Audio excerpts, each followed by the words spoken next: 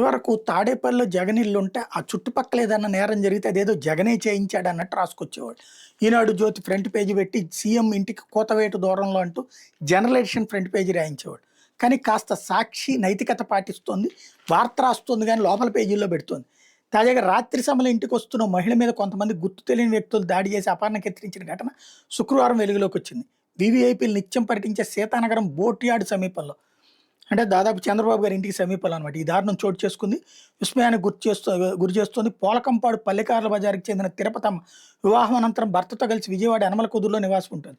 గురువారం సంక్రాంతి కావడంతో వెల్డింగ్ పనిచేసే భర్త కోడి పందాలకు మచిలీపట్నం వెళ్ళగా తిరుపతమ్మ తాను పనిచేస్తున్న కార్పొరేట్ హాస్పిటల్‌లో విధులకు హాజరైంది.